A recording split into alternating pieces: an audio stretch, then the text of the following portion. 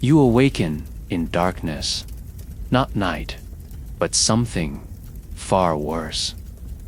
The air is thick and still, tinged with a chemical sharpness that stings your nostrils. You try to sit up, but there's barely room. Your elbows hit plastic walls. You're entombed in a sleeping pod, no bigger than a bathtub, stacked among thousands like library books in a vertical column. A faint green glow pulses above your head. Oxygen level stable. Somewhere in the distance, a low hum thrums through the structure like a heartbeat. You're not alone here. The silence isn't real. It's filled with the muffled sounds of breathing, coughing, murmurs, and machinery. You manage to push the hatch open. Instantly, a wave of noise assaults your ears. Endless human voices. The roar of high speed lifts. Announcements barking from unseen speakers. You're inside a megastructure, a vertical hive reaching thousands of meters into the sky.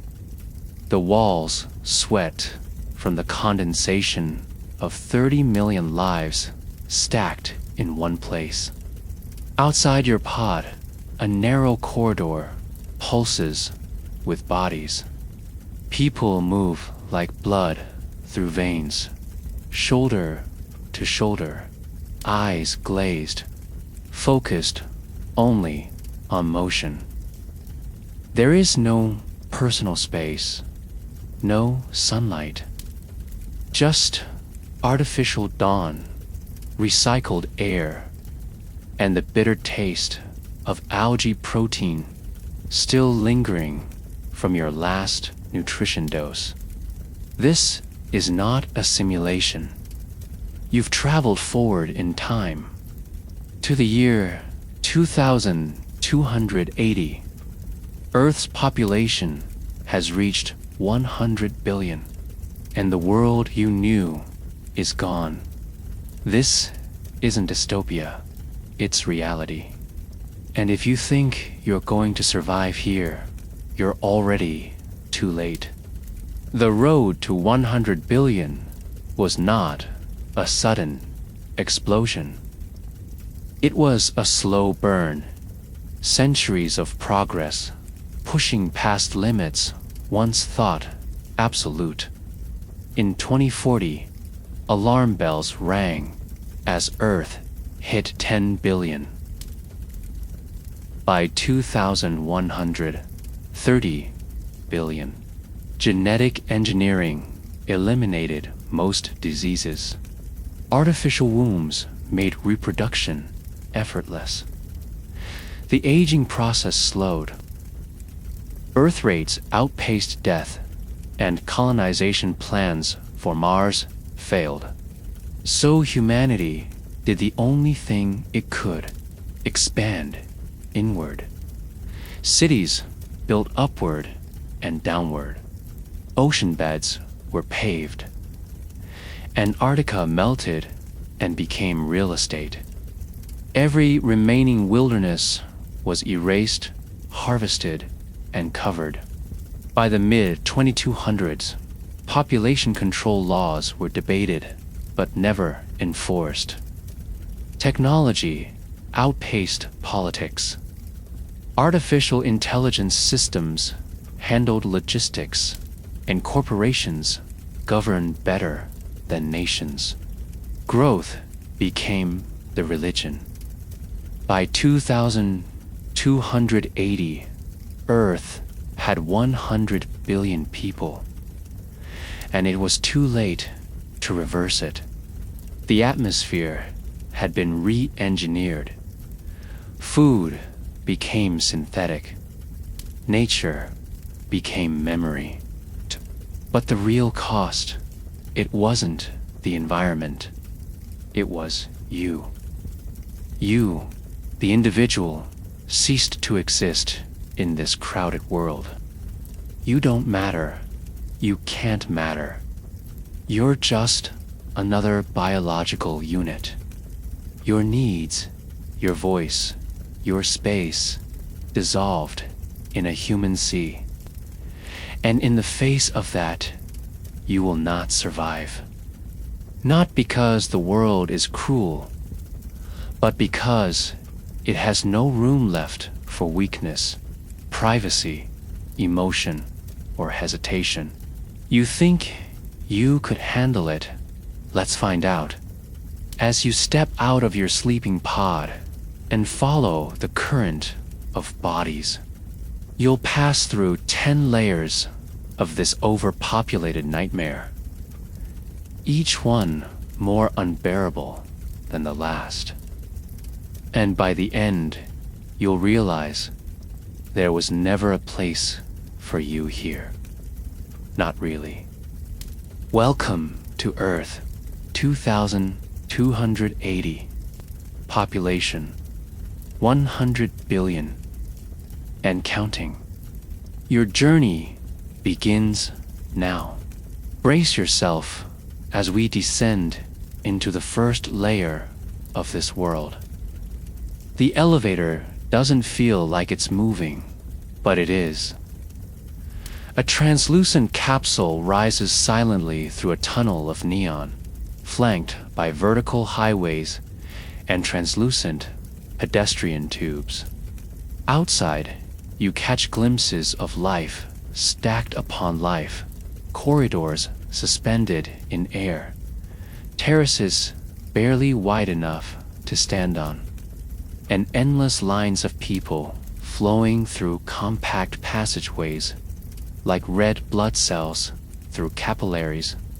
This is not a city in the traditional sense.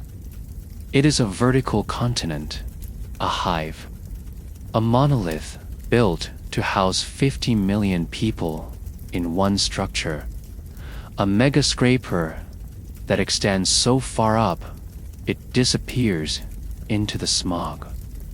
You're inside Silo 9, one of Earth's 400 known hive cities. Here, space is currency, and you have none. Your sleeping pod, barely 2 meters long and 1 meter wide, is not your room. You share communal showers with 50 others, wait in line for synthetic meals you didn't order, and follow an automated daily cycle determined by a central AI that calculates population flow, air capacity, and psychological load balance. You don't own clothes. You wear a sterilized body sheath distributed from wall dispensers. Laundry would waste too much water. Above you, hundreds of thousands of floors climb toward the high atmos shield, each one its own ecosystem, tiered by status. The elite live near the apex, where filtered sunlight is piped through translucent membranes, giving the illusion of a real sky. They breathe fresher air, eat real meat cloned from extinct species, and enjoy artificial vistas in rooms the size of apartments. You will never reach those levels.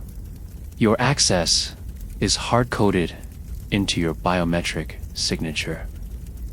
You are locked in the mid-low strata where the air is warmer, the lighting dimmer, and the silence non-existent.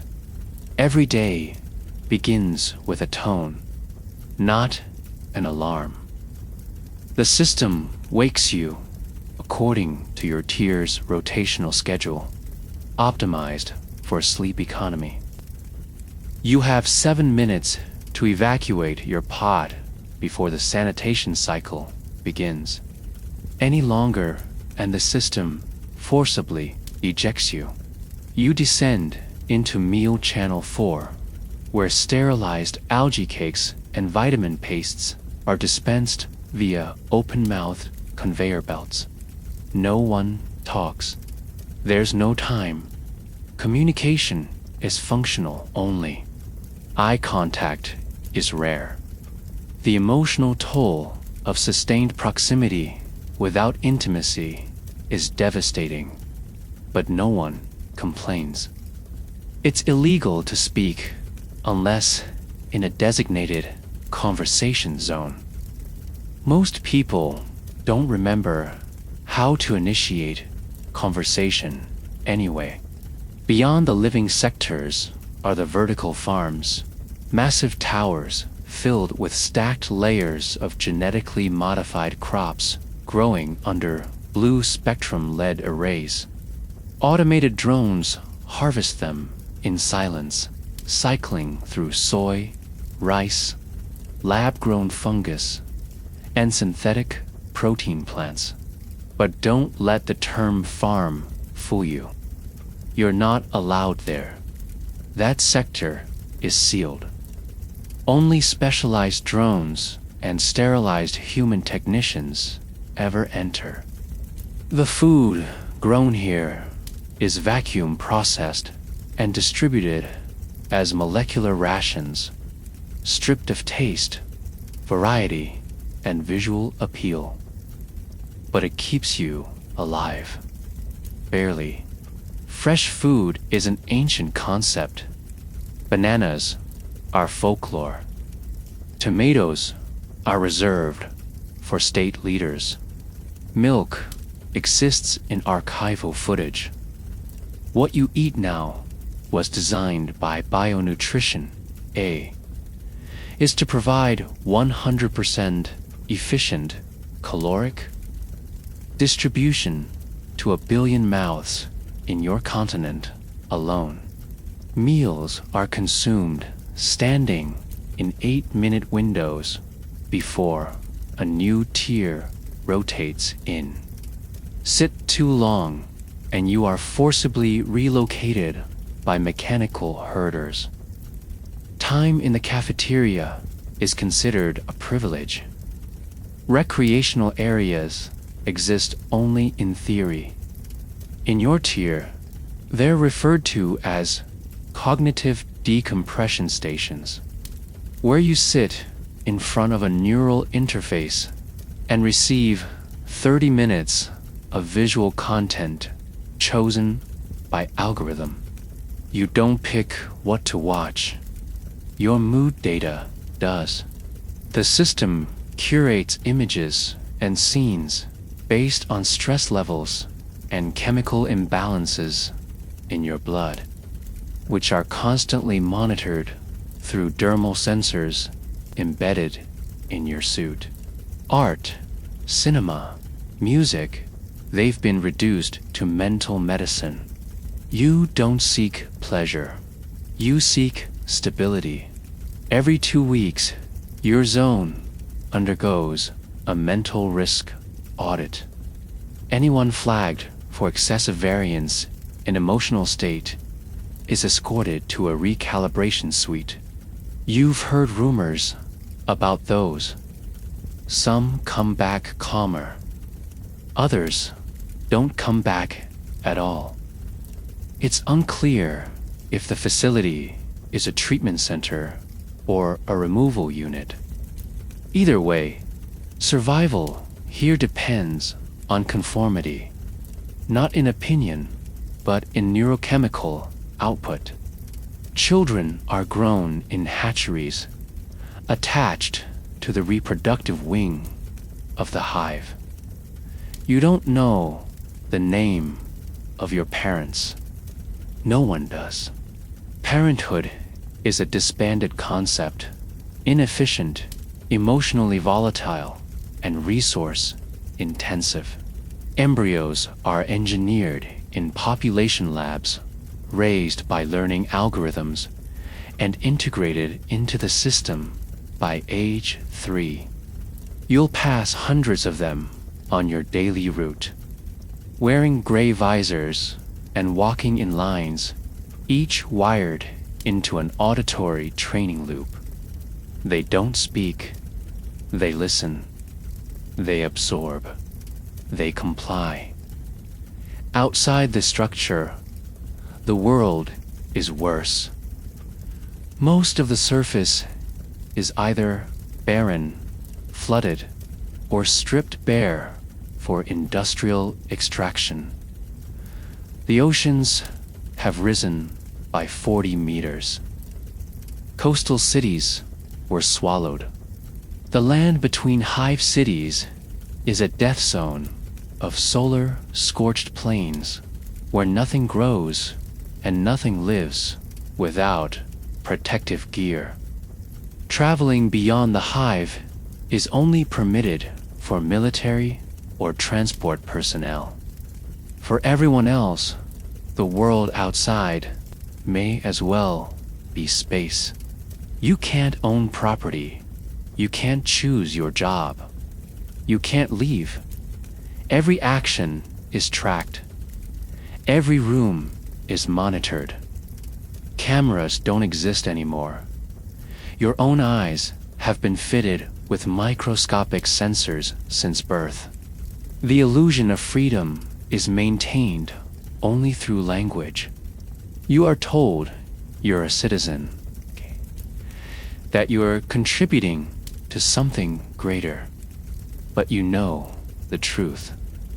You're biomass, a maintenance unit in an overburdened machine, a replaceable part in a population that cannot slow down. You thought Earth in 2024 was crowded. That was paradise compared to this. You had space. You had trees. You had skies that weren't pumped in through ion filters. But now, in the year 2280, your entire existence fits inside a machine designed for one thing only: containment. And the worst part, this is just one hive.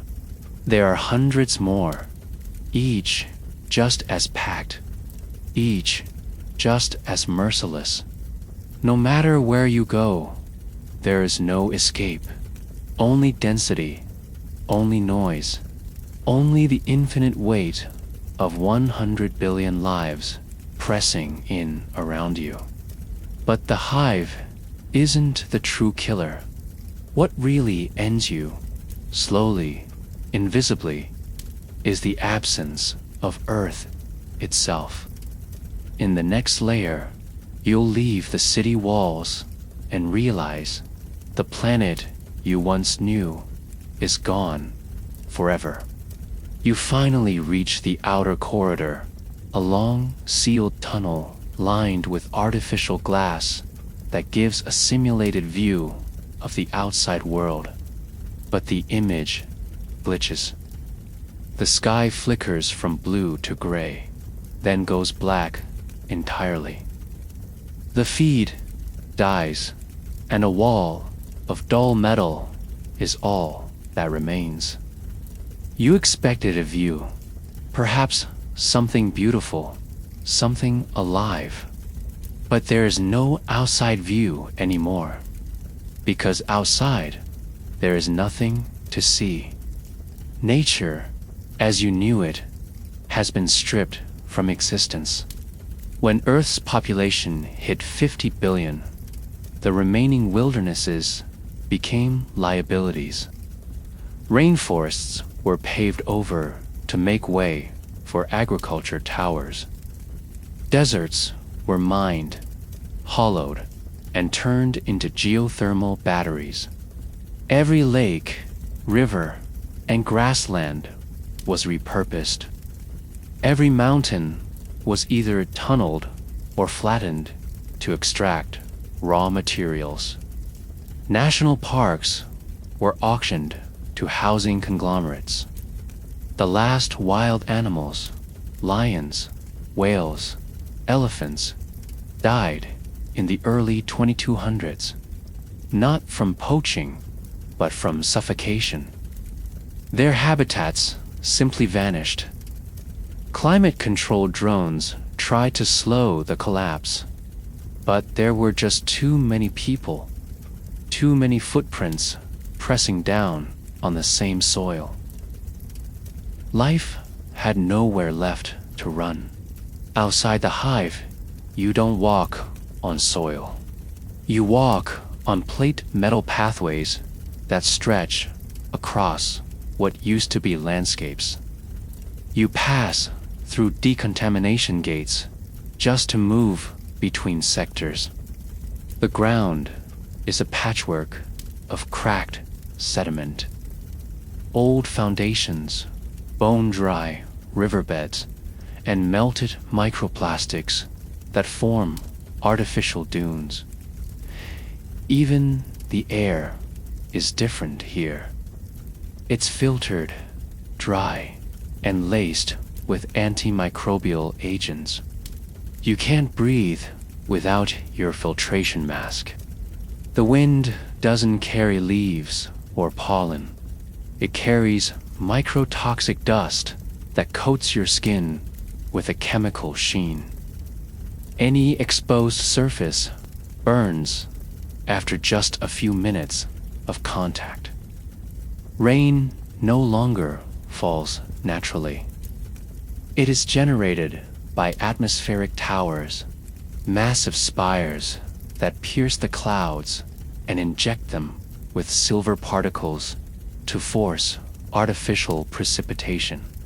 You might see rain twice a year if your zone's algorithm deems it hydrologically viable. And when it comes, it's acidic. Umbrellas aren't enough.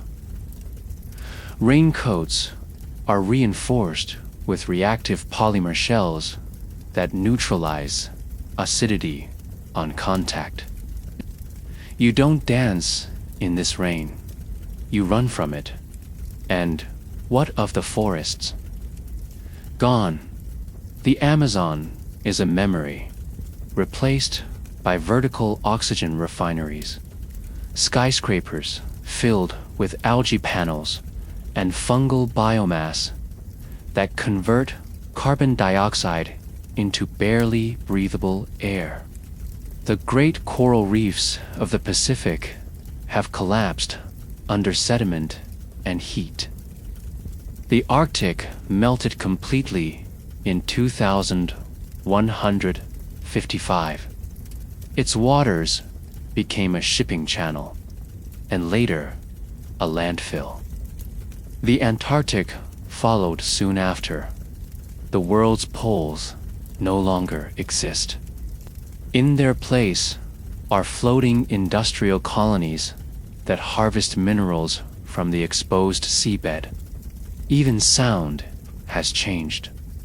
Where once you might have heard birdsong, rustling leaves, or the distant howl of wolves, now you hear only hums, mechanical drones, pressure valves, the clank of service robots crossing metal walkways, no chirping crickets, no buzzing bees. In fact, bees were among the first to go extinct, unable to survive the modified atmosphere. In their place, tiny autonomous pollination bots now buzz inside massive food production tanks, injecting synthetic hormones into engineered crops. You don't see them, but they are always working, always replacing what was lost.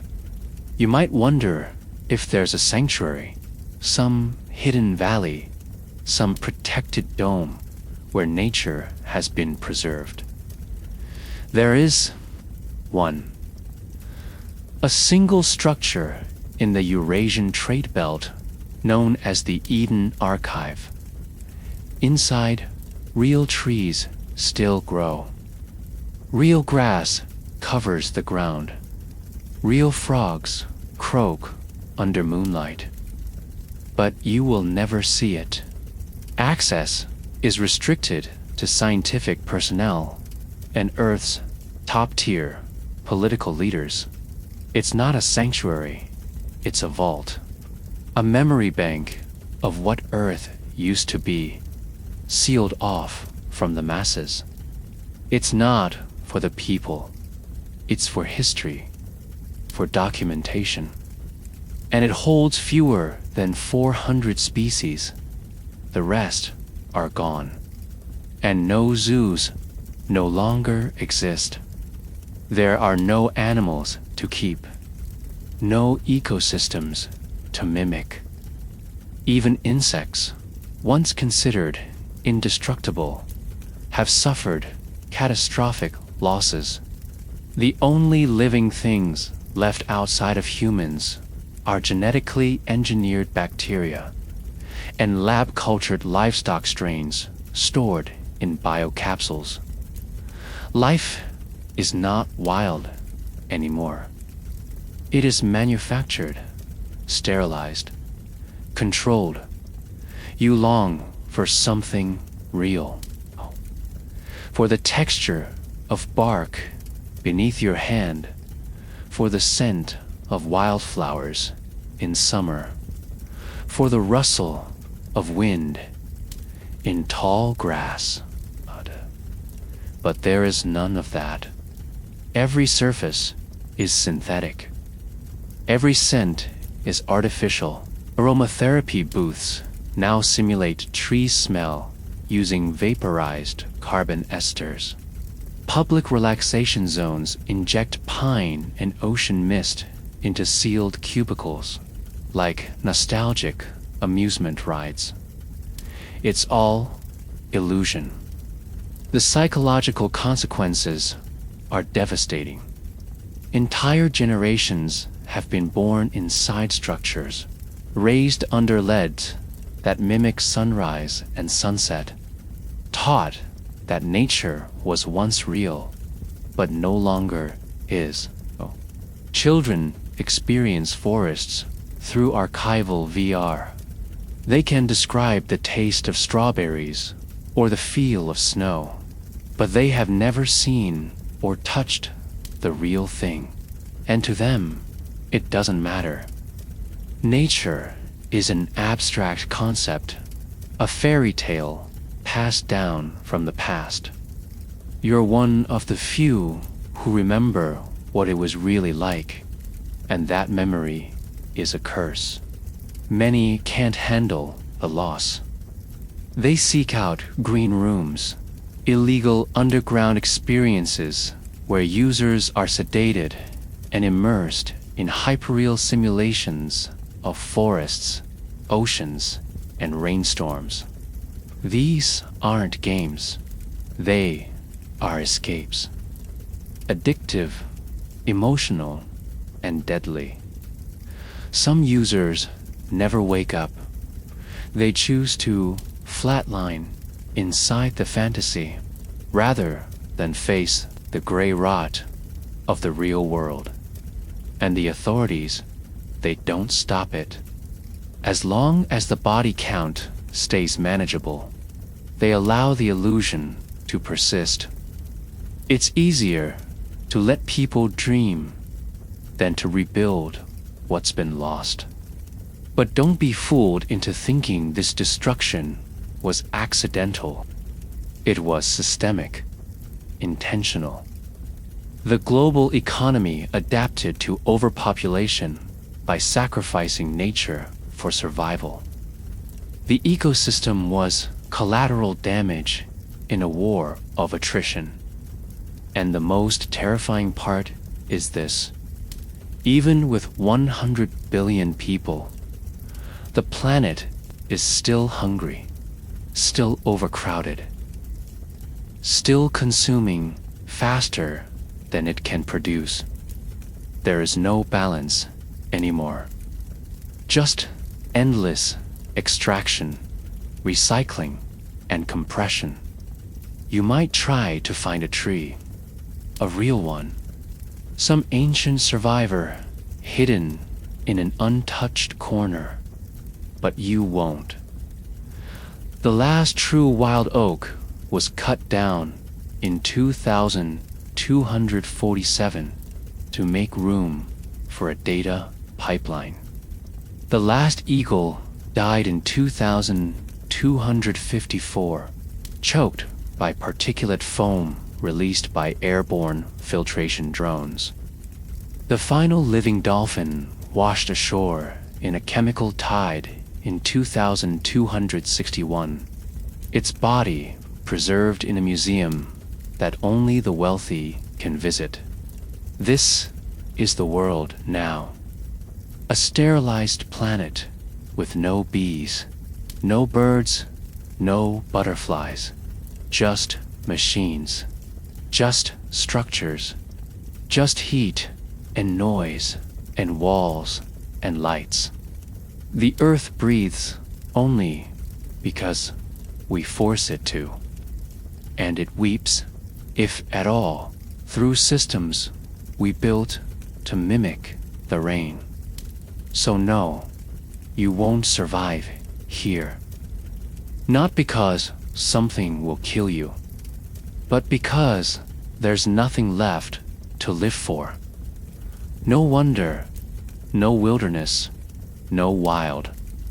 Only echoes of what used to be, and even those are fading.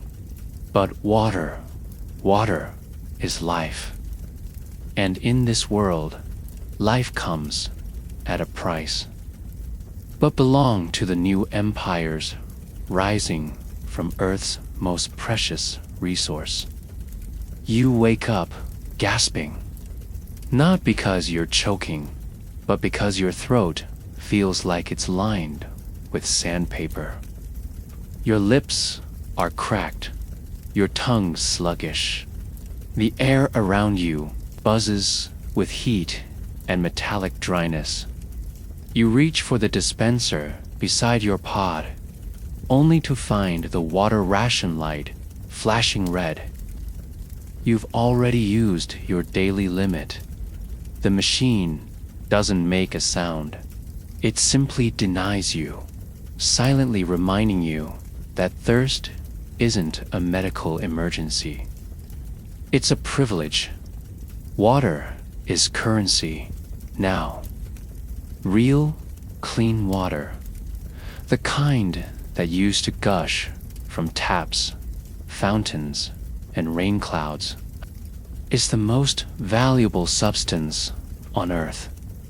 In 2280, it fuels more than just human survival. It fuels the global economy, and it's tearing civilizations apart.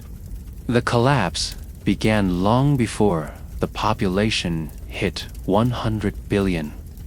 As early as the 21st century, aquifers were already running dry.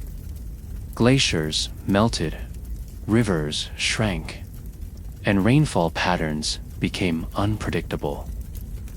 Desalination helped, briefly, but it couldn't keep up with demand. Over time, the world turned to atmospheric moisture harvesting, pulling humidity from the air itself. It worked for a while, but as climate systems broke down and humidity levels dropped, even the skies couldn't save us. So Earth adapted. Water became strictly controlled. Every individual is assigned a hydration tier based on status, health metrics, and economic output. You are issued a microfluid ID chip embedded beneath your skin, constantly tracking your consumption. Every drop is accounted for. Showering, brushing, cooking, even your body's own sweat loss. The system deducts hydration credits in real time.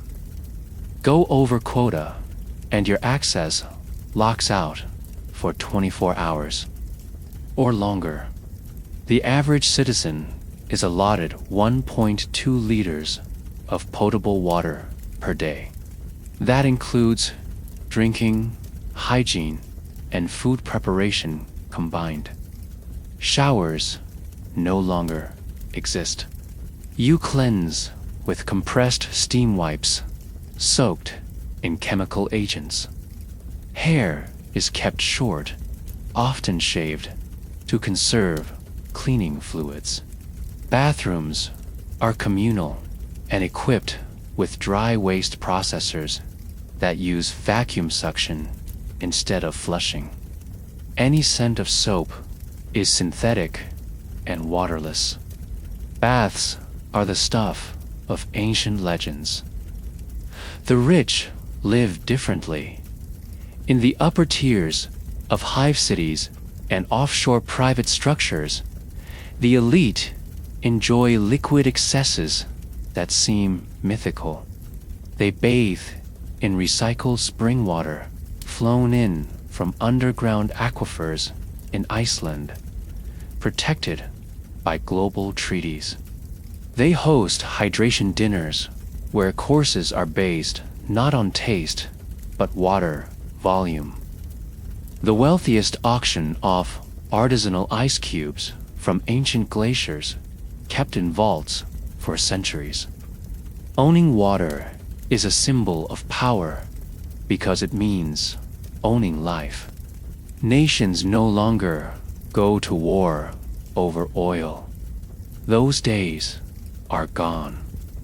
Now, wars are fought for river access, glacier rights, and aquifer control. Entire fleets guard the last great water sources in Siberia, the Himalayas, and beneath Greenland. And these aren't conventional wars. They are precision conflicts, assassinations, cyber attacks, climate sabotage, and infrastructure raids. Water pipelines are bombed. Weather manipulation devices are hijacked. Drought is weaponized. The term liquid economy doesn't just refer to finance anymore.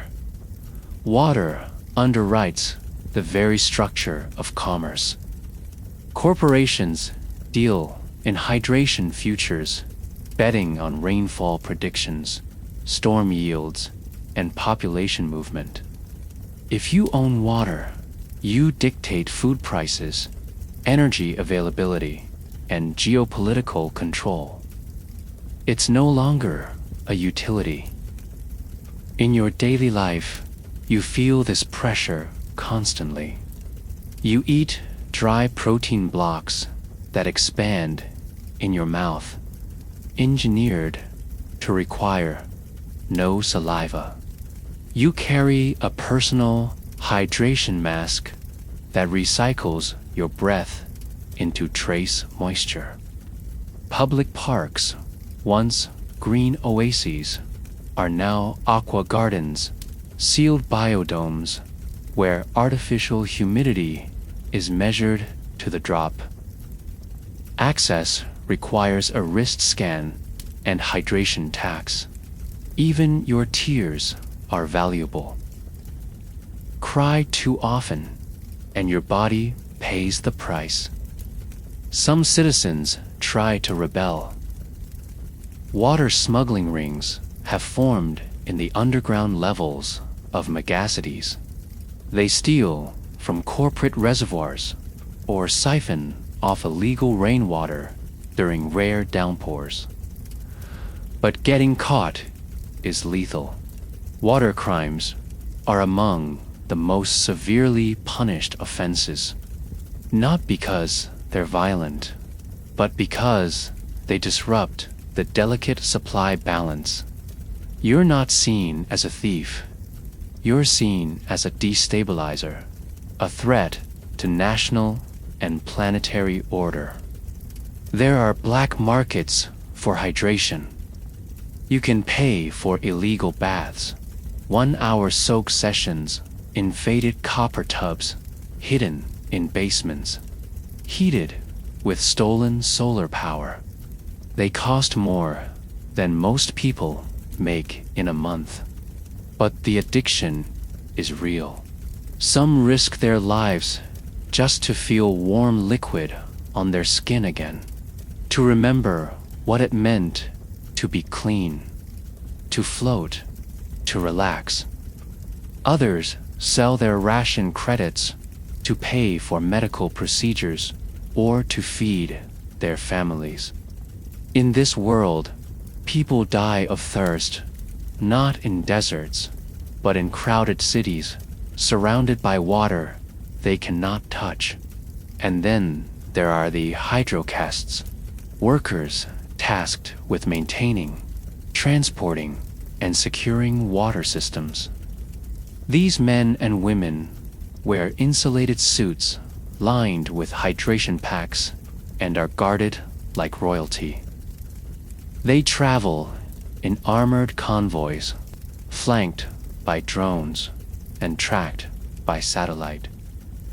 Because if they are captured, entire sectors can lose access for days.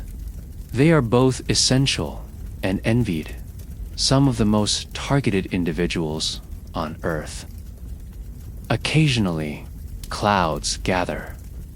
People rush to rooftops in a desperate, almost religious hope that rain will fall. And when it does, if it does, it's often poisoned. The upper atmosphere is so polluted that precipitation carries acid, soot, and nanoplastic residue. The lucky ones deploy tarp collectors and filter units. The rest watch the rain evaporate on the hot steel before it ever reaches their skin. You try to stay hydrated. You sip slowly. You train your body to require less. But dehydration is everywhere. Cracked lips, yellow eyes, slow speech. The elderly collapse in corridors. Infants are born shriveled and underdeveloped, their bodies already in deficit before their first breath, and no one stops to help. Because to offer water is to give away a piece of yourself. You don't realize how much you've lost until you dream. In your sleep, your body remembers running through sprinklers, drinking from fountains, hearing the sound of rain on a roof, tasting cold water from a mountain stream. These memories aren't just nostalgic, they're torturous. Because now, in 2280, they are impossible. The Earth hasn't forgotten water. It just no longer gives it freely. You won't survive in this world, not because your body fails, but because thirst does something far worse. It drains your will. It corrodes the soul. When every breath is dry and every sip is measured, even hope begins to crack. Next, you'll face something you cannot ration, something you can't filter or control, something that breaks you from the inside out. Silence, a luxury long extinct. Prepare to enter the most relentless aspect of overpopulated Earth, the psychological torment of living in a world that never, ever shuts up. The noise is always there. It lives in the walls, in the ceilings, in the very air. You don't remember silence anymore.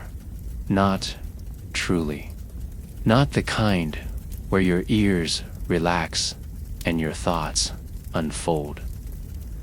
No, in 2280, silence is gone, extinct, banned by necessity, and its absence is the loudest thing of all. It starts before you even wake. Your sleeping pod is embedded in a stacked chamber where sound bleeds from every direction. Even with noise suppression, foam, and neural dampening protocols, you hear everything. The wheeze of the air filters, the buzz of automated trolleys, the distant thrum of electricity flowing through walls. And, worst of all, the muffled voices, hushed arguments, whispered weeping, the occasional, sudden, high-pitched scream that pierces through concrete like a knife. There's nowhere to hide from it. Your first step outside your pod is met with announcements. Every hallway broadcasts updates in multiple languages, hydration quotas, movement schedules. These aren't voices you can reason with. They speak in flat, fast, emotionless tones. Every word drilled into your skull like static. Every corner of the hive is saturated in guidance and warning. Stop here. Move forward. Step aside. Begin. End. All on repeat. All at once. The crowds are another drumbeat. Footsteps blend into a constant, organic roar. Rubber soles on metal, the rustle of sterile fabric, the clatter of meal trays, the clunk of doors opening and closing every few seconds. Tens of thousands move at once in a never-ending tide, and you move with them, whether you want to or not.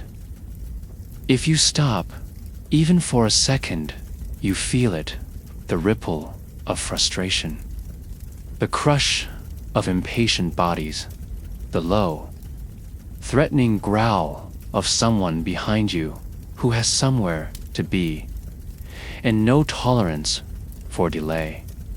There's no personal space, no quiet zones, no moment of peace. Even your thoughts are at war with the sound. You wear an auditory filter embedded in your ear, but it only reduces certain frequencies. The rest gets through. The volume is low, but the constancy is unbearable, like a fly that never lands, a whisper that never ends. Your brain burns with it. Your muscles twitch. And eventually, you start to unravel. That unraveling is not unique to you. It's the defining illness of the age. Sensory collapse syndrome. A psychological breakdown triggered by prolonged exposure to noise, crowding, and overstimulation. Symptoms begin with insomnia, then irritability, then hallucinations, auditory at first. You think someone is calling your name. You hear laughter when no one is there. Then come the delusions. You start to believe the announcements are aimed at you, that the noise has a message, that the city is speaking. And maybe it is, because when you enter the transport corridors, the decibel levels climb. Autonomous trains scream through tunnels. Conveyor belts rattle like machine guns. Workers shout to be heard over the cacophony. There is no music. Music is considered inefficient.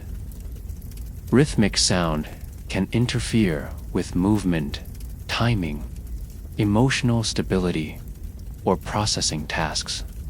Instead, The system plays ambient neural pulses, low tones designed to keep you calm, but they fail miserably. You pass by a man in a gray uniform.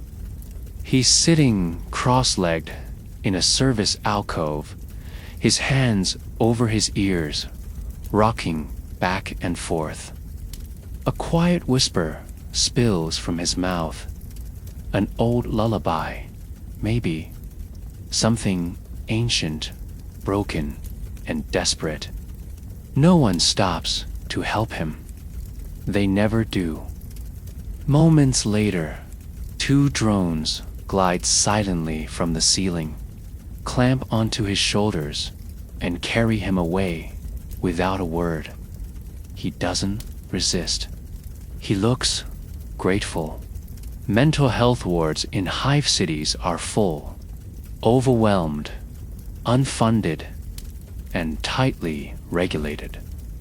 Therapy exists only in neural apps, preloaded programs that scan your chemical levels and adjust thought patterns using bursts of light and coded imagery.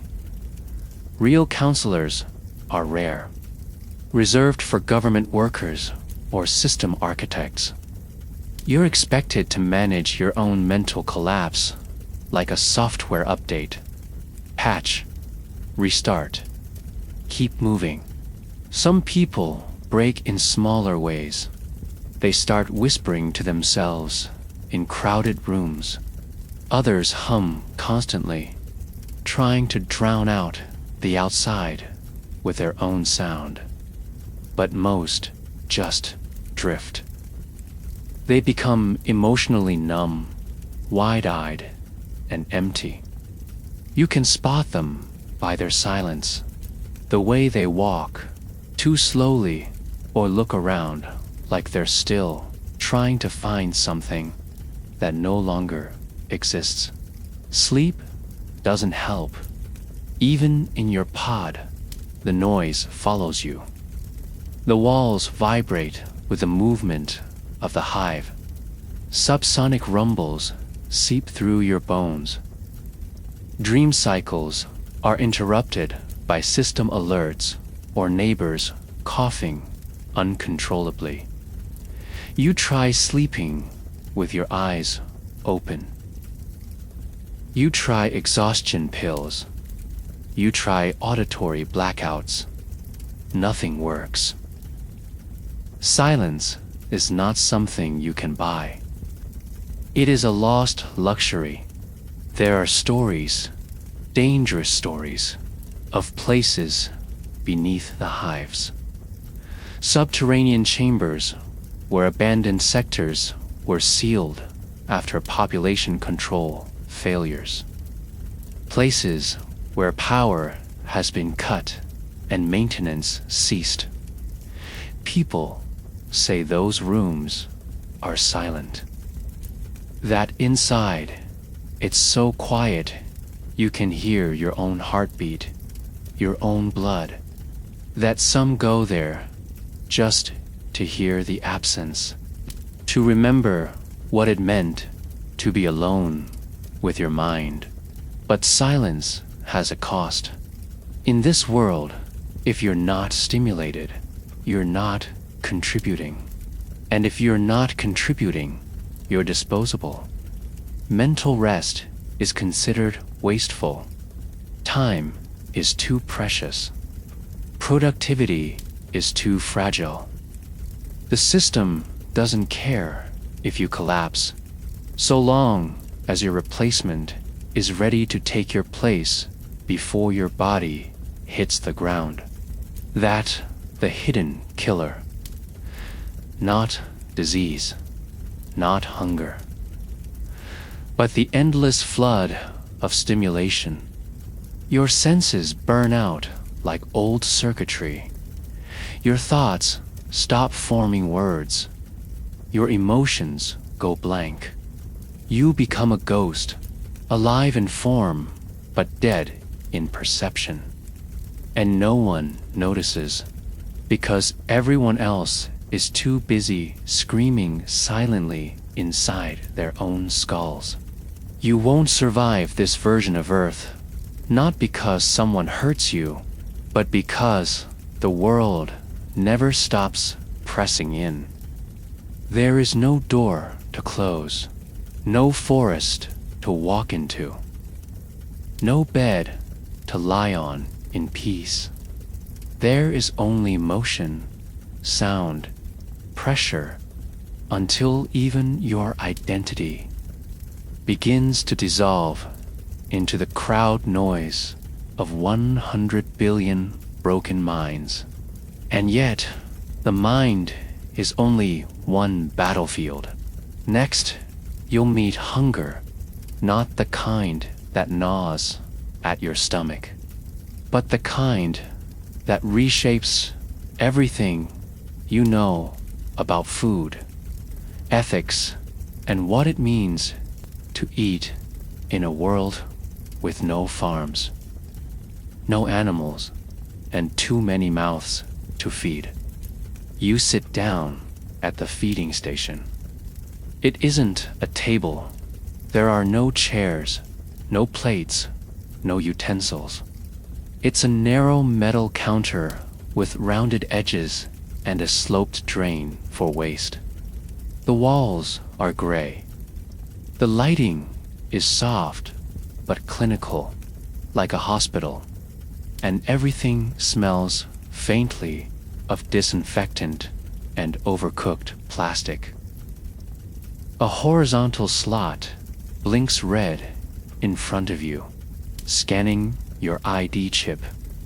Then, with a sharp hiss, a rectangular slab of pale paste slides onto the surface before you.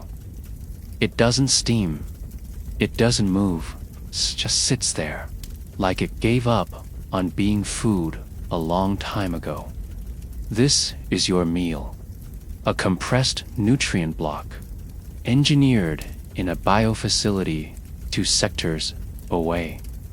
It contains the minimum protein, fat, amino acids, and vitamins required to maintain your body. It's made from insect biomass, primarily mealworms and cockroach larvae, blended with algae and trace fungal proteins. It's the only thing you'll eat today, and you won't enjoy it. The block tastes like wet cardboard left in a vat of dishwater. You chew slowly because swallowing too fast makes some people gag. There's no flavor. Flavor has been scientifically removed to prevent overconsumption. Enjoying food is a thing of the past. Hunger is a function now, managed, controlled, measured by the state, and distributed like power or medicine. Back in the 21st century, the global food system was already cracking. Overfarming, climate collapse, population booms, it all converged. By the time Earth reached 100 billion people, traditional agriculture had vanished entirely. Soil degradation, water scarcity, and the sheer lack of space made farming obsolete. Cows, pigs, and chickens were all phased out decades ago. Their carbon footprint was unsustainable. Their biology inefficient. They were replaced with vats of lab-grown protein. Insect farms stacked like data servers. And fungal cultivators that mimicked the texture of meat. Food is not cooked anymore.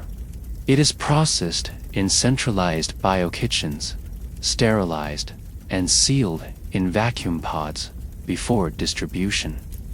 Every bite is accounted for. Every calorie tracked. Your food intake is determined by your assigned body metrics: height, muscle density, neurochemistry, workload. Overeating is impossible. The system cuts you off. Malnourishment is impossible too, on paper, but you don't feel nourished. You feel empty, like your body is running on placeholder matter. You remember fruit, a real apple, the crunch, the juice, the burst of sugar across your tongue. Now, you suck on nutrient gels flavored artificially to imitate those memories. Strawberry, banana, lemon. They taste close, but not close enough.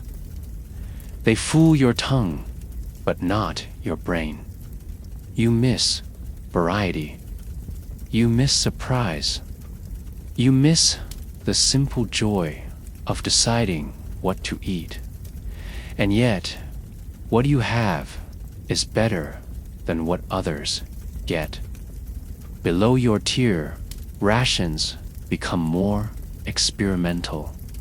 Modified yeasts, protein molds, synth fats derived from recycled waste.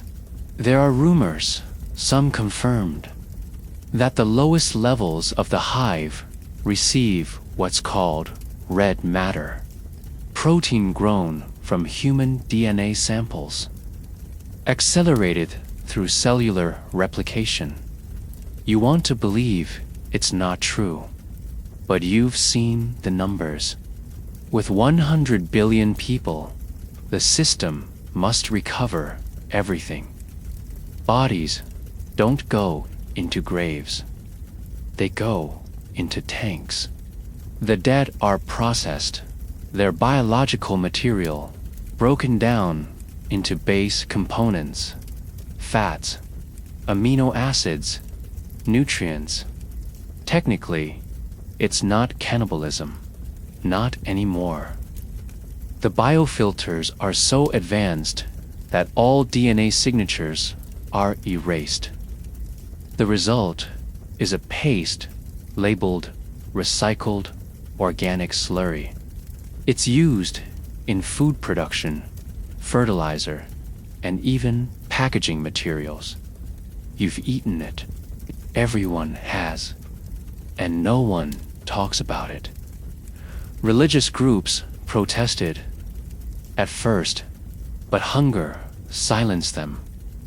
Morality was redefined. The line between ethical and practical was redrawn in favor of survival. Now, if you question the source of your food, you're labeled an instability risk. Questioning the system is seen as a sign of psychological breakdown. It's not worth it, so you eat quietly without asking. Feeding is scheduled too. You're allowed 2 visits to the nutrient station per day. Eating outside your window triggers a fine. Hoarding is illegal. So is sharing. Food theft is treated as an assault crime because, in this world, stealing a meal is equivalent to violence. It's taking from the collective pool. Your portion is yours, and only yours.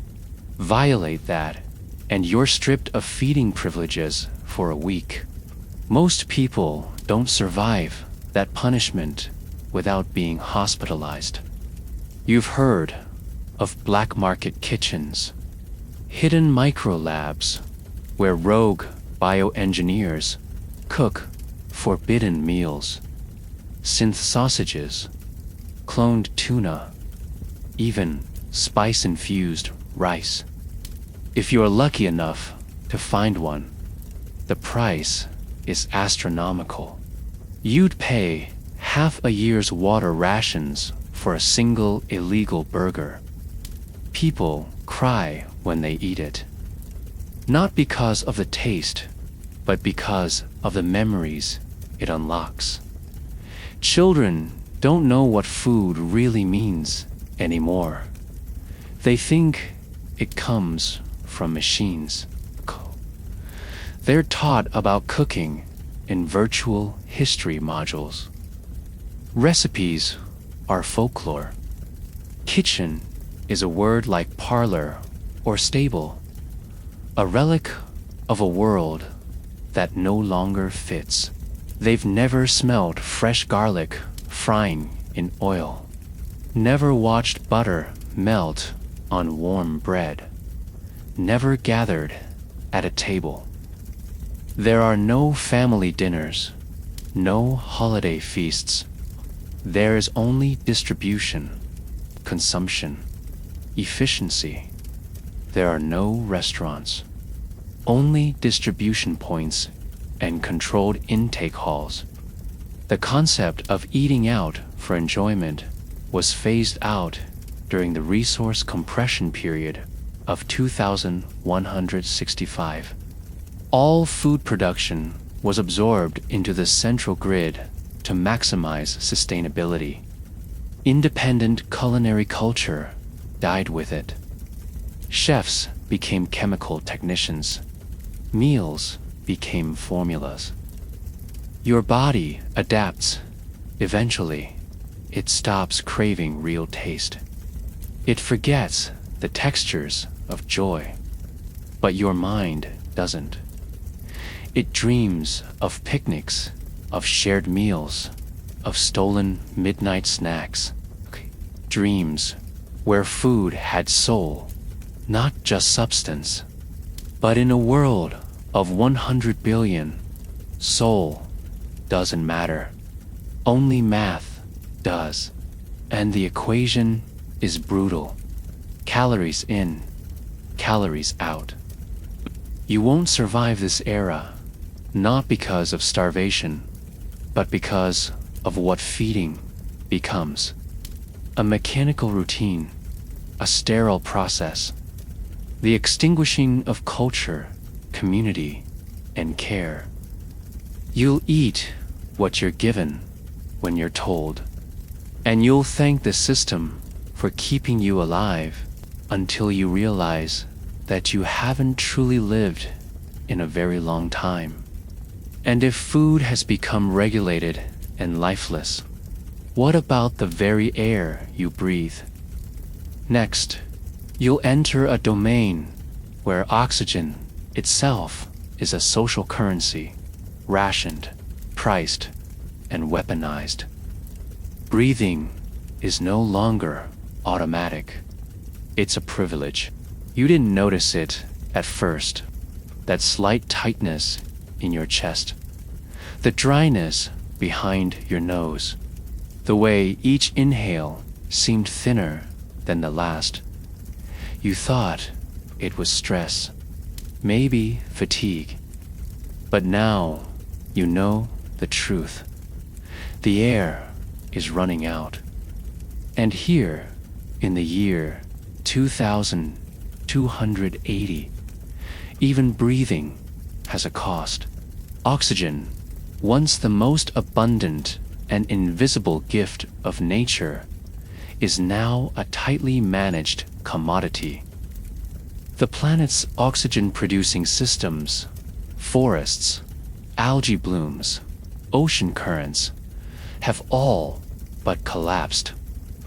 What remains is artificial, engineered air, processed in enormous facilities called oxygen foundries, where atmospheric gases are separated, purified, and redistributed across the globe through sealed delivery networks.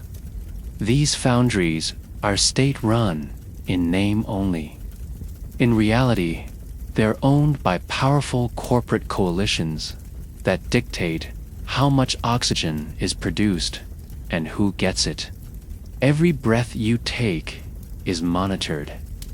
Your personal oxygen consumption is tracked by microsensors embedded in your skin and encoded into your respiration mask. You're allotted a daily volume based on your work output, your metabolic efficiency, and your social contribution rating. Breathe too deeply, too often, or outside of designated zones, and the system will reduce your flow rate. You'll feel it immediately, a slow, mechanical tightening in your mask, like the walls of your own lungs pressing inward. You don't take off the mask, ever, not outside of your sleeping pod. In communal zones, it's mandatory. In the elevators, in the corridors, during meals, even while sleeping for some. The mask isn't just a filter, it's a regulator, a symbol of your place in the hierarchy. The wealthier you are, the sleeker and more comfortable your mask. The poor wear bulky, rusting units with scratched lenses and limited airflow. Children are given small, flexible models that adapt to growth. But the moment they turn 12, their quotas become individualized. There are no exceptions, not even for the young.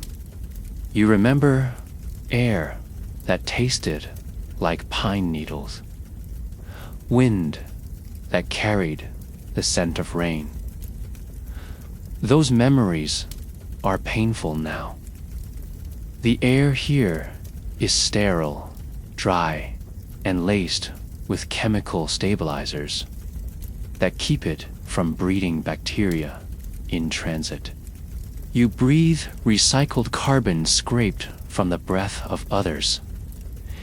Even the oxygen in your lungs is second-hand.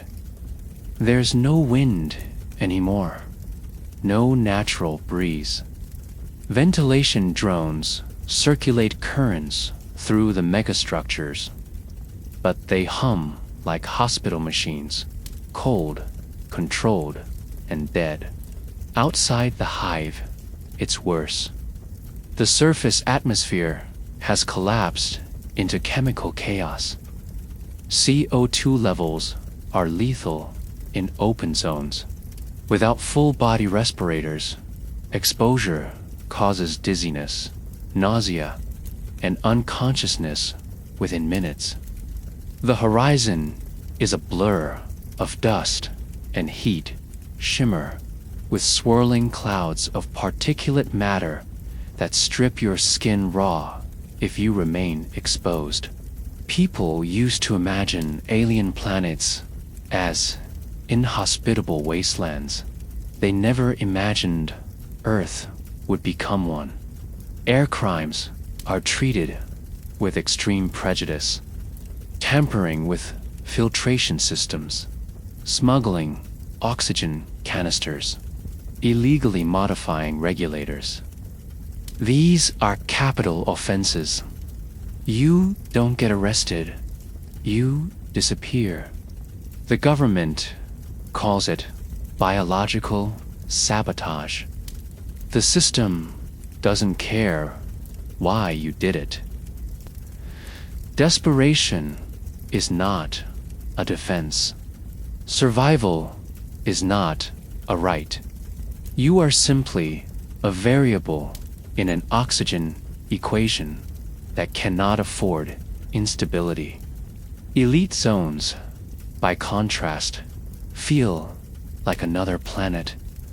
In the high towers above the cloud layer, air is pumped directly from private reserves. No masks, no filters, just open breathing. Sunlight streams through glass ceilings and the scent of engineered pine trees. Clones from the old world floats through curated air currents.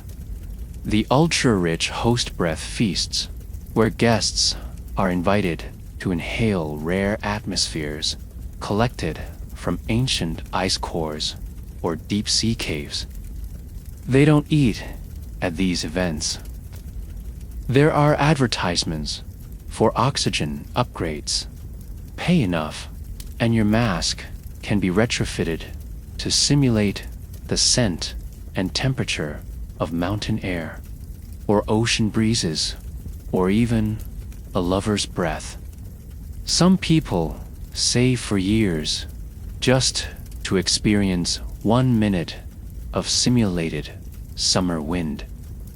Others hack their masks to loop old recordings of forest hikes and beach walks. It doesn't help. The brain knows it's fake. In the lower tiers, oxygen theft is an epidemic. Desperate citizens tap into high-pressure lines, stealing precious cubic meters of air in the night. It's dangerous. The lines are volatile. One misstep, and the resulting explosion turns entire corridors into craters. The government blames the victims. Unauthorized inhalation event. The report reads, collateral deoxygenation. Then the area is sealed, scrubbed, and rezoned. To make matters worse, people are judged by their breath scores, a rating system that calculates how efficiently your body uses oxygen. Low scores mean fewer job options, lower housing tier eligibility, and in extreme cases, mandatory bio-retraining. That means surgery, genetic tweaks to make your lungs smaller, your blood thinner, your metabolism slower. Anything to reduce your oxygen footprint. They call it airstream optimization. You call it mutilation.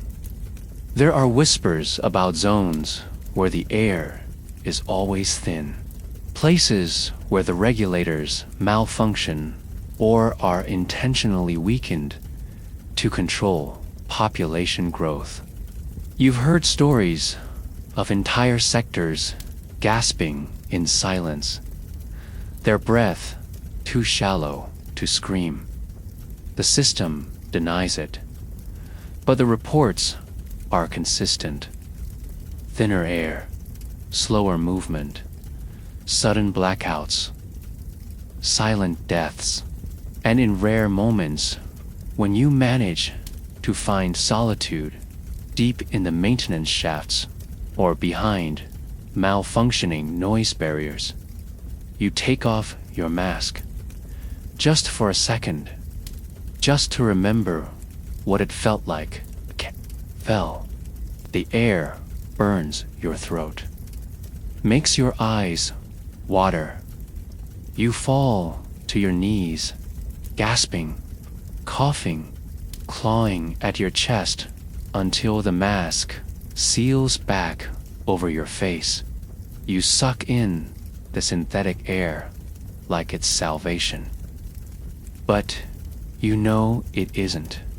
It's just rationed death. This world does not allow deep breaths.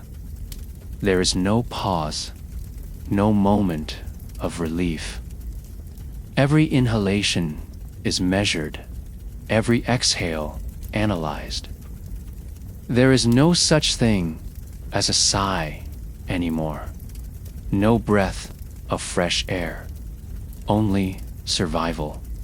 You won't survive this reality, not because of a sudden lack of air, but because you'll forget what breathing once meant. You'll forget the joy of filling your lungs beneath an open sky, of laughing without a seal on your mouth, of waking up to dew on your windows. In 2280, breath is no longer life. It is data. It is property, and it is leased to you day by day, lung by lung. But if you think losing air is the final humiliation, wait until you lose yourself. Next, you'll enter a world where identity is obsolete, surveillance is absolute, and the very concept of being an individual has vanished in the crush of 100 billion lives. You don't have a name anymore. Not really. You still think in terms of identity, of me, of who you once were. But those thoughts feel increasingly distant, like memories from someone else's life. Here in 2280, individuality is an outdated concept. You are no longer a person. You are a profile. One of 100 billion, each logged, labeled, and stored in the endless, humming vaults of Earth's central data lattice. Every breath you take, every heartbeat, every word, every thought, yes, even thoughts, are tracked. At birth, a neural interface is implanted just beneath the skull, tethering your cognitive patterns to the planetary mesh. Initially introduced to help optimize mental health, this system evolved. Now it governs social structure, work assignments, housing allocation, legal status, romantic compatibility, and even emotional output. There is no off switch. The system listens even in your sleep. There are no secrets. The last secret died over a century ago, buried under layers of biometric scans, genomic markers, and predictive behavior models. Your dreams are analyzed. Your sexual preferences, your fears, your regrets, your temptations, mapped and archived. Algorithms can predict your actions with 98% accuracy. You think you're making choices. You're not. You're following pathways already written for you by data. The surveillance is not visible. There are no cameras in the corners or guards in the hallways. The system is silent and omnipresent, woven into the walls, the air, your body. Every surface has embedded sensors, Keza. Every conversation is converted into waveform metadata. Every change in your blood pressure, skin conductivity, pupil dilation, recorded, interpreted, flagged. Privacy exists only as a nostalgic term in old literature modules. You are not addressed by name, but by your designation code. A string of digits identifying your sector, birth cluster, neural signature, and function class.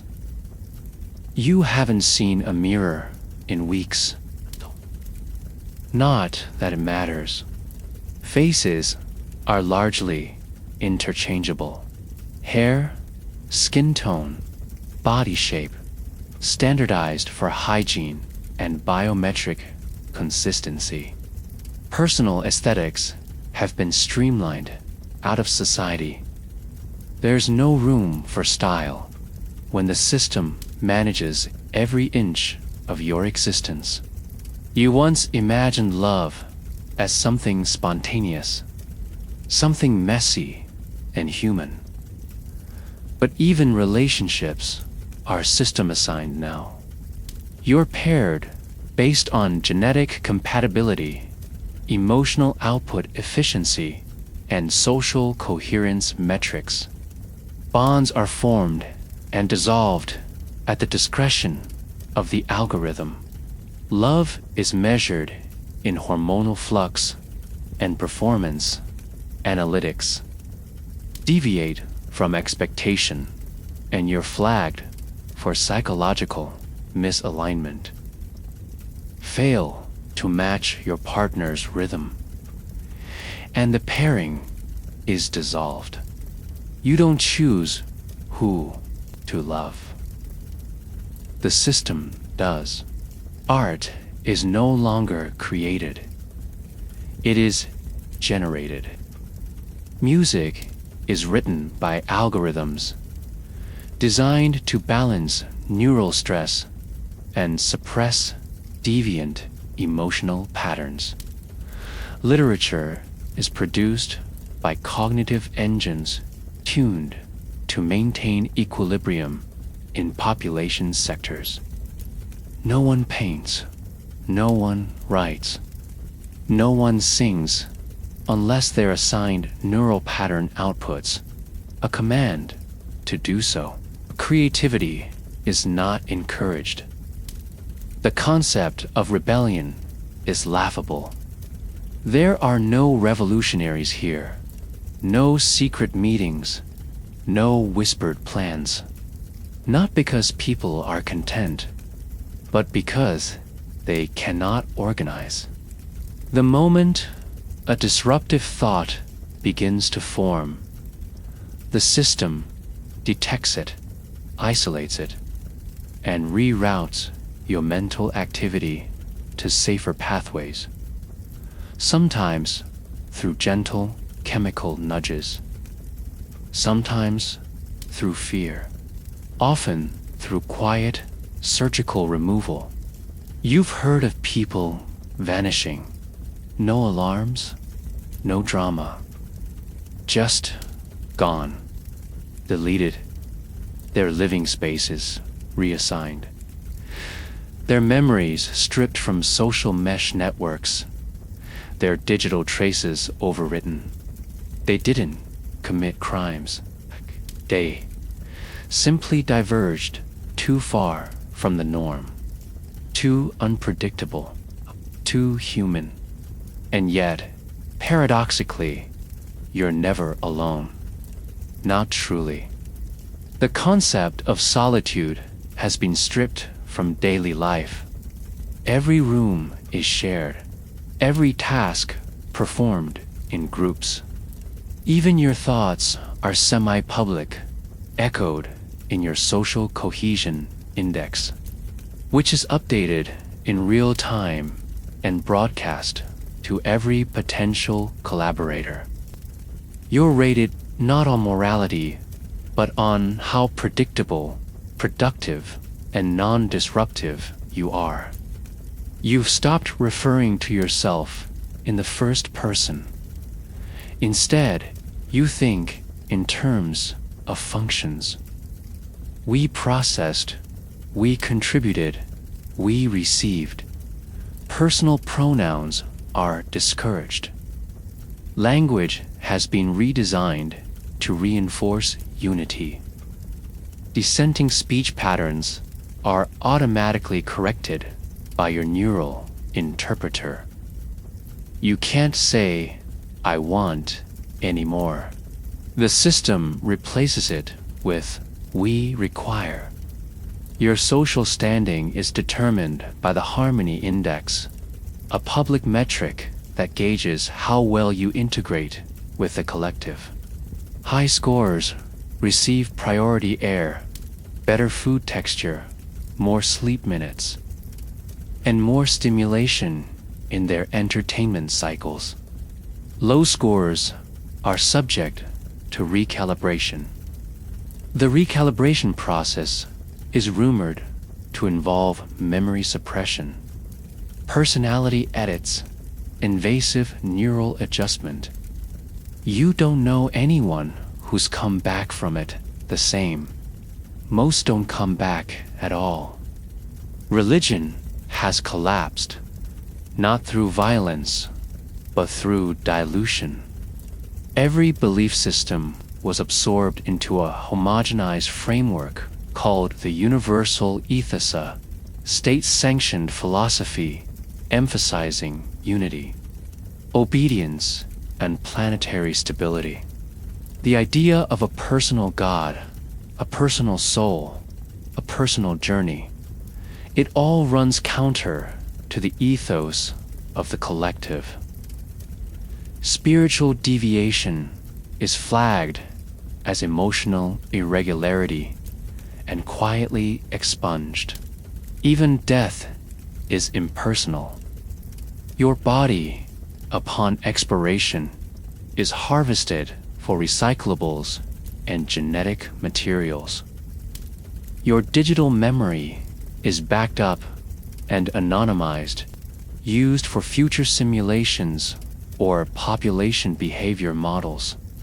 There is no funeral, no gravestone, no legacy, just another recycled entry in the system. You are not mourned. You are reabsorbed. You tell yourself you still exist, that some part of you is real, but the truth gnaws at you, slowly, silently. The system doesn't hate you. It doesn't even see you. It sees what you represent, what you contribute, what you cost. You are a variable in a vast equation, a utility, a processor, nothing more. You won't survive this world, not because you'll be destroyed, but because you'll disappear piece by piece until nothing remains. No name, no story, no sense of self. Just output metrics and neural signals humming softly in the endless dark. And yet, the most terrifying part is still ahead. Because when society runs out of space, air, food, and even identity, there is only one resource left to control: life itself. Next, you'll enter the death lottery, where survival becomes a numbers game, and existence is no longer your decision to make. You first hear about it in whispers. No one speaks too loudly, not even in the lowest tiers, but the phrase clings to the air like smoke. Selected, it isn't shouted, it's murmured, spoken with equal parts dread and inevitability. At first, you think it's just another myth, but then it happens. Someone you know vanishes overnight, not relocated, not detained, just gone. No transfer notice, no neural malfunction report, no body. And then, a few days later, a message appears on the corridor walls. Population balance maintained. Sector 7 adjusted. Thank you for your contribution. In the year 2280, Earth has no more room for growth. It has expanded to its limit, pressed against the edges of the possible. And still, births continue. Still, people flood the system. Genetic programs produce high-efficiency humans. Life is abundant, too abundant. And death, once random and organic, has been turned into a system, cold, calculated, and brutally logical. It's called equilibrium management. The policy enacted by the Global Stability Directorate to maintain population density at optimal levels. Every sector has a cap. Every district, every hive, every family cluster. When the numbers exceed that cap, the system selects individuals for removal. not based on crime, not based on illness, based on quotas. You don't die because you did something wrong. You die because the math demands it. The process is clean, painless, they say. Those selected are notified via neural ping, an alert in the corner of your visual field. It simply reads, "You have been selected." You are then scheduled for what is called termination protocol. You are given 2 days, 48 hours to make peace, to prepare. But prepare for what? There is no funeral. You're expected to report to a designated chamber in your hive sector and enter willingly. Cameras confirm compliance. Anesthetic gas is deployed. Vital signs drop to 0. Body is recovered. Tissue recycled. Profile archived. Some try to run. They think they can outsmart the system, hide in the tunnels, mask their biometric signals. It doesn't work. The surveillance grid tracks every heartbeat. Drones descend without sirens. Neural dampeners shut down motor function. You don't get a heroic standoff. You just get silence. And then you get nothing. Everyone is eligible. Age is irrelevant. Class offers some protection, but even the elite are not immune. Quotas apply globally. Even a minister, a high-level engineer, or a corporate officer can be chosen. Of course, they have options, redirections, substitutions, influence, but they know the fear, too. No one is above the algorithm. To soften the panic, the directorate introduced a compensation program. If you're selected, your family, if they exist, receives credits, housing upgrades, extended oxygen privileges, better food textures for a year. A child might be moved to a higher tier education pod. Some families even volunteer their elderly, their infirm, or their dissidents, hoping to gain rewards. It's called preemptive sacrifice, a voluntary death in exchange for social elevation.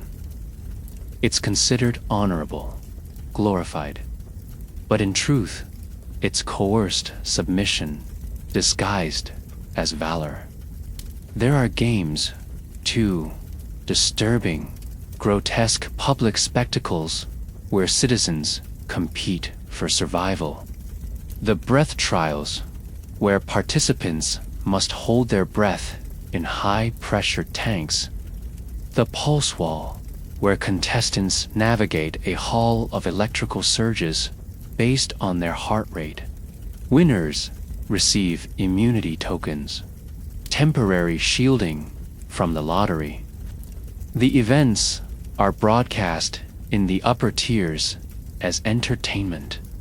In the lower levels, they're watched as instruction. Children aren't spared. In fact, children under 10 are the most common targets. The system calculates long-term resource costs and prioritizes elimination where the return is lowest. There are entire grief zones in hives, where the walls are coated in synthetic flowers and videos loop memories of the lost. But grieving has a time limit. You're allowed only 1 hour of mourning before emotional instability is flagged. What makes it truly horrifying isn't the death, it's the normalization, the way people have adapted. No one screams in the halls when they're selected. No one begs. They just lower their eyes, breathe slowly, and walk toward their end like they're clocking out of work. You might even nod to someone on their way to termination protocol. A quiet gesture, a farewell. There's no ceremony, no ritual, just disappearance. You might think about resisting, about building a movement, but resistance requires numbers, noise, risk, and here. In the crush of 100 billion people, your voice is a whisper in a hurricane. No one will hear you. No one will rise with you. The fear is too large, the system too vast, and death is too efficient. You tell yourself you'll be safe, that the lottery won't touch you, that you're useful, compliant, stable. But usefulness doesn't matter. The algorithm doesn't consider feelings. It considers ratios. When the sector load reaches 112%, names are drawn. The cull begins, and one day you see it. That notification, just there, blinking. You have been selected. Your hands go cold. Your mouth goes dry. You stare at it, waiting for it to go away. It doesn't. It never does. You're not dying because of who you are. You're dying because you exist in a system where life is a debt, and your balance has come due. You won't survive this era, not because you weren't careful, but because survival here isn't something you earn.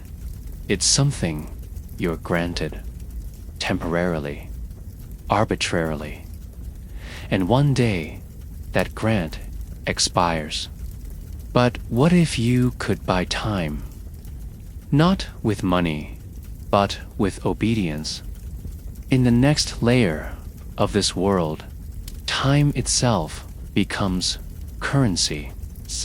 Not hours on a clock, but minutes of rest, seconds of thought, micro moments of peace. Your very perception of life, regulated and sold. You wake up, but not when you choose to.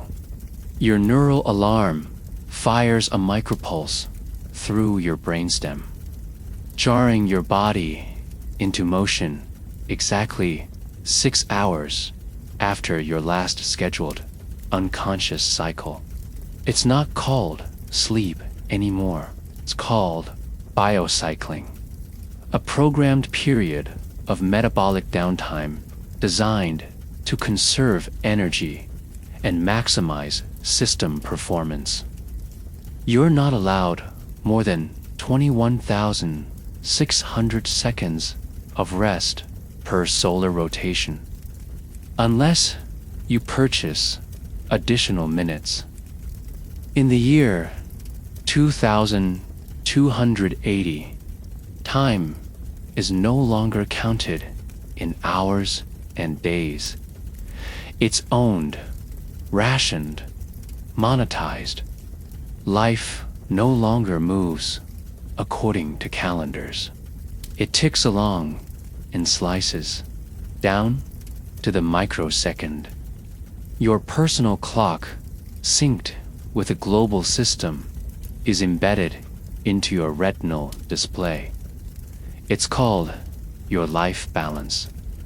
It shows exactly how many seconds you're allowed to eat, move, speak, even think freely.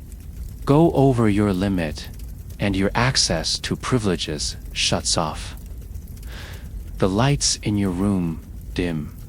Your neural interface locks. Your breathing mask enters conservation mode. Time is not a background condition anymore.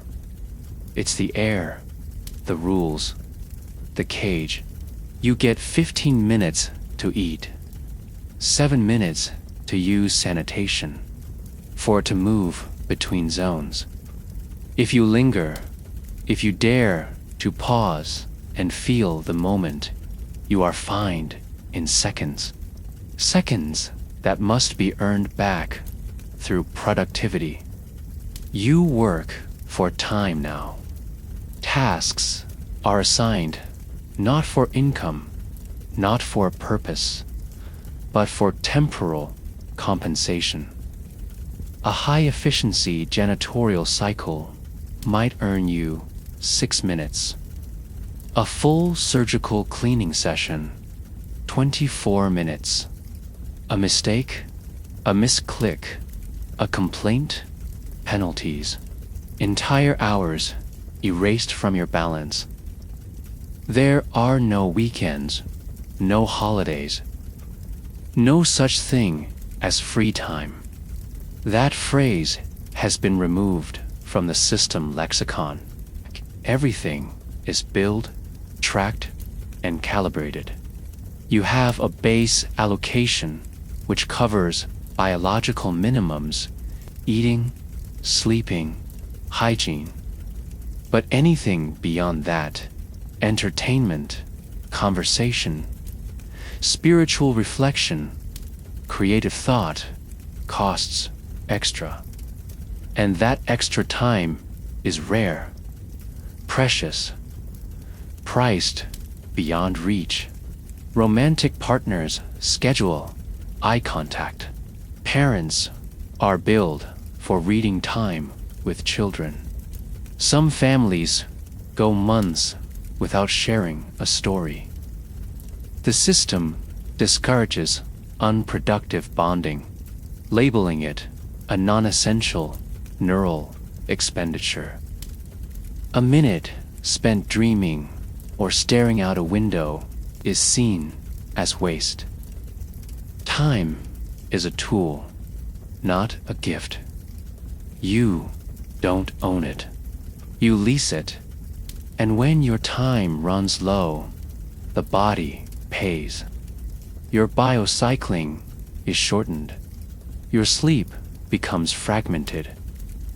Nutritional intake is cut to save digestion time. Your neurostimulant dosage is increased to keep you functioning on fewer seconds. Your mind becomes sharp but brittle, focused but hollow.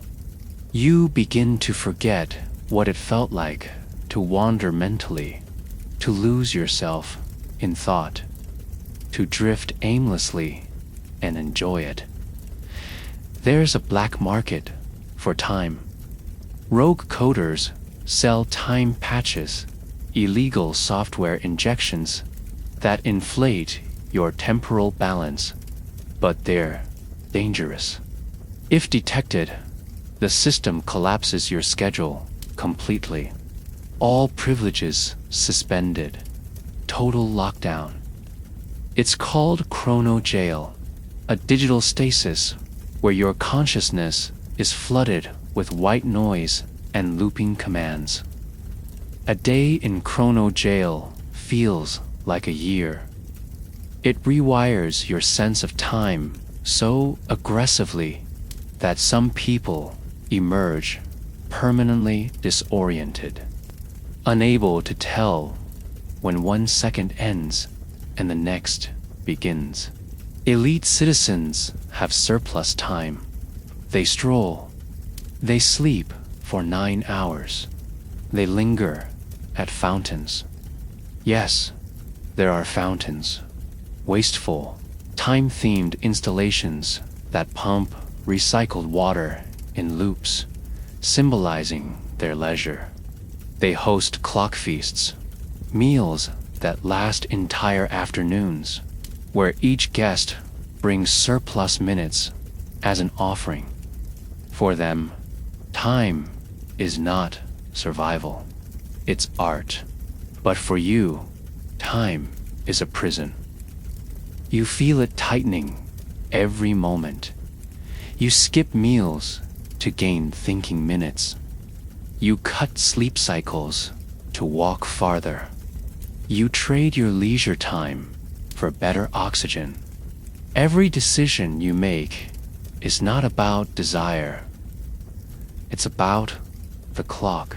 It's always about the clock. There are rumors of chrono burnout, a syndrome caused by living at deficit too long. Victims lose track of basic reality. They speak in time codes. They walk in loops. Some enter public zones and stand motionless for hours, staring at nothing. Their systems are functional, but their minds are gone. They have no time left to think. Some citizens try to escape the burden through time hibernation, a legal service where you sell years of your life into cryostorage in exchange for temporal credits. You lose decades in a second. You wake up older, weaker. Your relationships vanished, but with enough minutes to live comfortably for a few more months. Some hibernate voluntarily. Others are consigned. Either way, you return hollow, haunted by lost time you can never reclaim. You used to dream of a life where time flowed like a river, where mornings were slow, where you could waste a day on books, laughter, walks. Now, you live in shards, sharp and cold. There is no later anymore.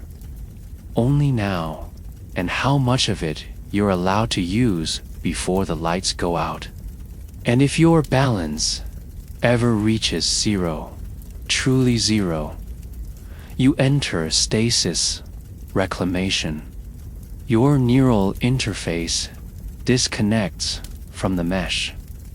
Your body is placed into automated restraint. You become what's called a drain node, a human battery used to fuel emergency operations. You stay alive, technically, but time ceases to belong to you. It belongs to others. You are farmed for the seconds you'll never use again. You won't survive this system, not because your heart will stop, but because your time will. Not all at once, not in a burst, but slowly, second by second. You will fade out of life like a dimming light bulb, until there's nothing left of you but a blank screen and an expired schedule. But even time, currency, and breath are nothing if you have nowhere else to go. And now, in the final layer of this collapsing world, you will confront the ultimate truth. You are trapped on this planet because the dream of escape, of leaving Earth for somewhere better, has already failed. You used to believe that if things ever got too bad, if the air failed, if food disappeared, if the system grew too cruel, you could simply leave. Maybe not now, but someday. Earth wasn't the end, just the beginning. Mars, Europa, Titan, space was waiting. That's what they always promised.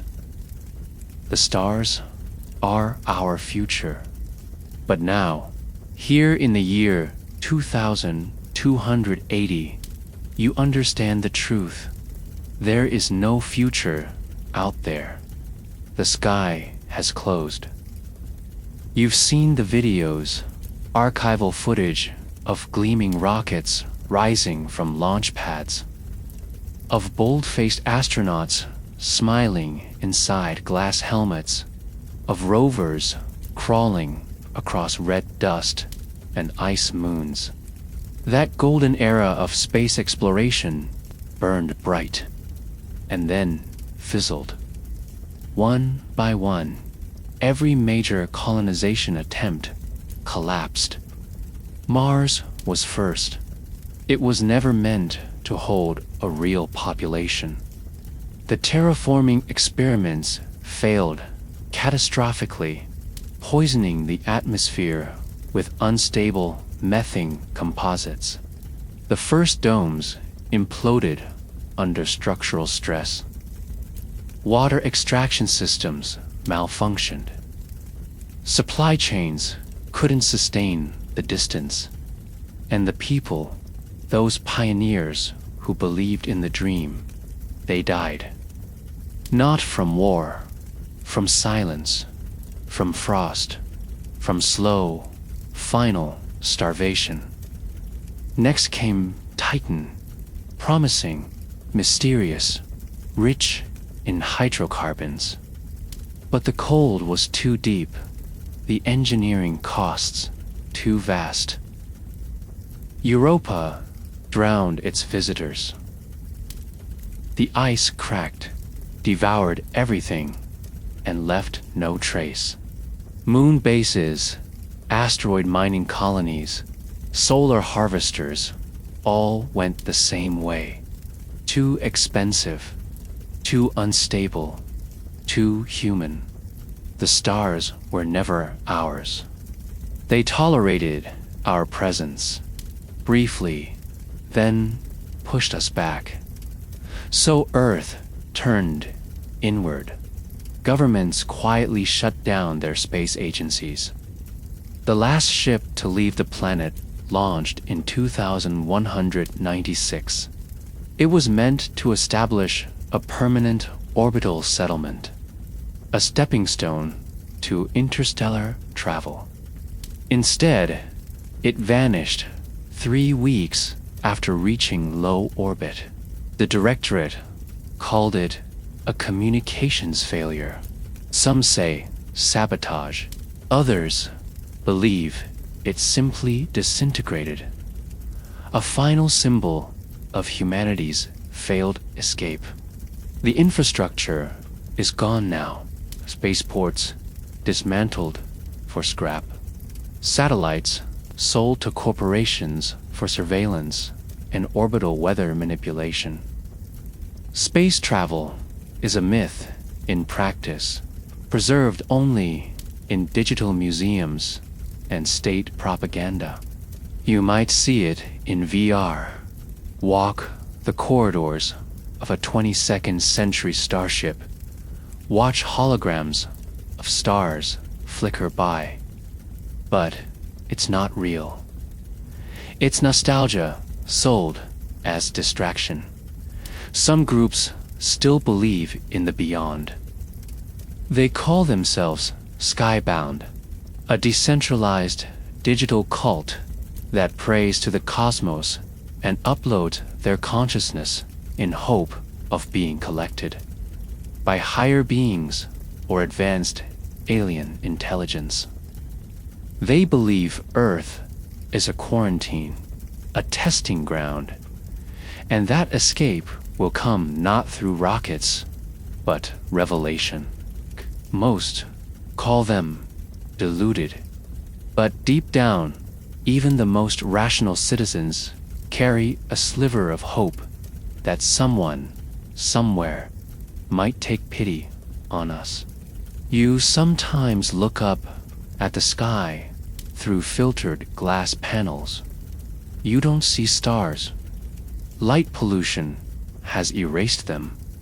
What you see, instead, is a blur of movement, drones, orbiting data reflectors, heat signatures from atmospheric furnaces. The night sky isn't black anymore. It glows with artificial haze. The stars didn't die. You just built too much between them and yourself. There are still launch facilities on paper, deep in the Arctic expanse, in the Antarctic supergrid, buried beneath ocean platforms, but they're not meant for people. They're for cargo, for waste exports, for planetary defense systems. Humanity, as a biological presence, is grounded, and the leadership likes it that way. The global elite abandoned expansionism after the Resource Reconciliation Act. Why invest in travel when controlling Earth brings more power? And besides, even if the gates opened again, where would you go? The galaxy is silent, cold, unreachable. The nearest viable exoplanet is 11 light years away. Our best vessels wouldn't reach it in 8,000 years.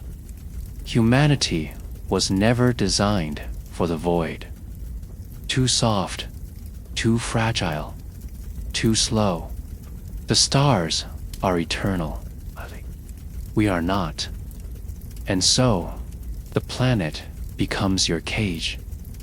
A beautiful one, perhaps, technologically wondrous, artificially sustained, mathematically efficient. But a cage, nonetheless. You know the feeling well now. The tightening in your chest when you realize there is no exit. The way your dreams still trick you into thinking you're flying, only to wake up inside steel walls. You sometimes pretend that you're just visiting, that you'll wake up back on an Earth with sky and sea and stars. But you don't, because this is Earth, and it's the only one you get. Some citizens take their final credits and walk to the far edge of the decommissioned launch towers. They stand on the rusted platforms, arms raised, eyes closed, waiting for something that won't come. Not because they believe in salvation, but because they need to feel, just once, like they're standing at the edge of something greater.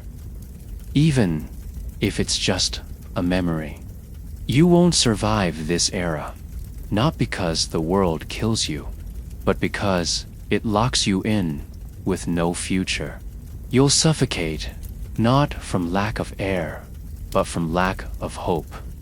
The dream that once lifted humanity beyond itself has collapsed, and now the stars look down, not as destinations, but as spectators, watching silently, while we shrink and wither and vanish beneath the weight of our own creation. Now you understand. There is no safety here, no sanctuary, no way out. But before you go, there's one final thought you must confront, one last descent before the silence. It's not about Earth, it's about you, about the human being who entered this journey thinking they could survive what came next. Now, you're back where it all began. The pot seals shut around you, the lights dim. The hum of the hive returns, soft and eternal. Outside, 100 billion people continue to move breathe, consume, and obey. You've seen it all now. The cities stacked into the sky. The forests stripped from the earth. The water that no longer flows. The sound that never stops. The food without soul. The air you pay to inhale. The death that arrives by algorithm. The seconds of life leased to you by the clock, and the black sky above that will never open again. You came here wondering whether you could survive. But survival was never the question. Not here. In 2280, you do not live. You are processed. Existence is managed. It has conquered death, eradicated scarcity, built cities that blot out the sun. It has squeezed every resource, measured every breath, compressed every moment, and in doing so, it has destroyed the very things that made life worth living. Choice, silence, wonder, time. In a world of 100 billion, no one dies alone, but no one lives fully either. You are surrounded always, yet deeply, cosmically alone. You are fed, but never nourished, awake, but never rested, safe, but never free. You exist in a cage so vast, you mistook it for a planet. And worst of all, you are not the exception. You are the design. The system was never meant to save you. It was meant to use you and discard you quietly when your time runs out.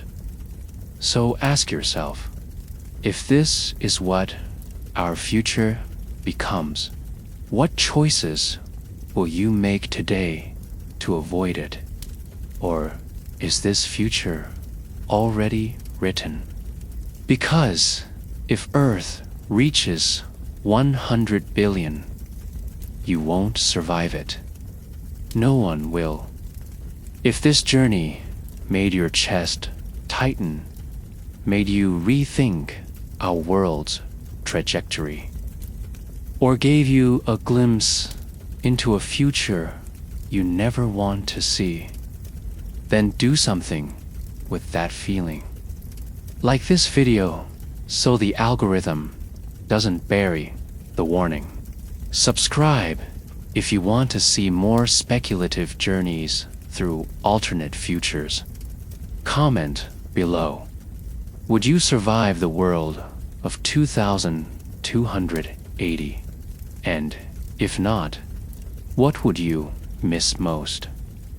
Share this with someone who thinks humanity can keep growing forever. Show them what happens when we go too far. And remember, sometimes the most terrifying dystopia is the one we're already building.